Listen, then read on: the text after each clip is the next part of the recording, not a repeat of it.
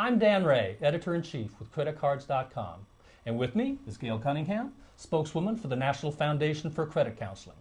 And I want to talk about a topic that's on the tips of a lot of tongues because it affects so many people, and that's identity theft.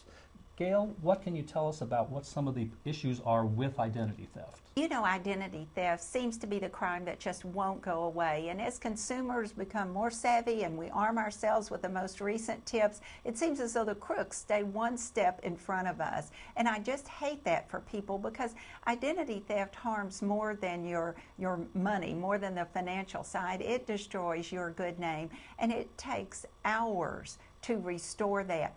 Frankly, you won't be out much money. Matter of fact, the limit is capped at $50, and most creditors will waive even that charge that they are out if you notify them promptly. And by the way, that leads me into some tips. One is to review your statement frequently. Certainly open your bill when it arrives. You'd be surprised how many people I speak to that just put their bills in a pile, and maybe they tend to them once a week. But that may be enough to guard against identity theft, but I like to open that bill the minute it arrives and go over it item by item and make sure that I have made all the purchases that are listed there. I also want you to check your wallet. Most people have heard not to carry your Social Security card in your wallet, but did you think about this? Look at your insurance cards and other cards that you carry with you, because many of them use your Social Security number as your identifying number. So be sure that that's not happening to you. Until recently, a lot of states used your Social Security number as your driver's license number. So make sure that you're not letting anyone see your Social Security number, as that is the gateway to your identity.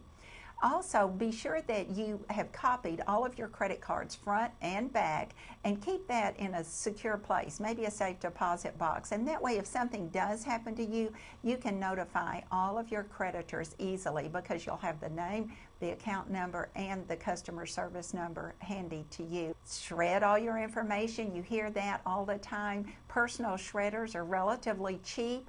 Get one that has the crisscross function because, believe it or not, the crooks have been known to steal bags of shredded materials and tape the strip shreds back together in order to see what information they contained.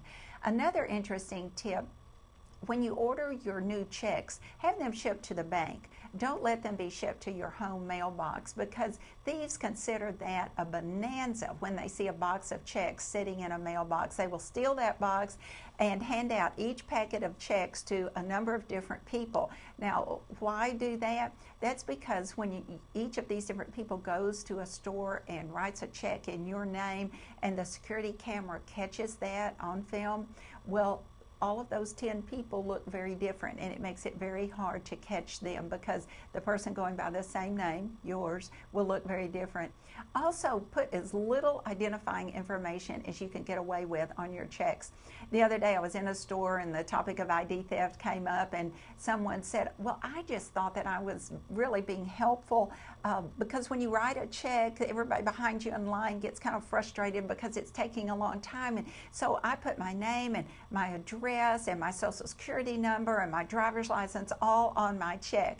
Well, I told him he might as well hand his checkbook to the thief. He's making it so easy for them to steal his identity. And speaking of such, that magnetic strip on your credit card contains everything that the crook needs to know about you.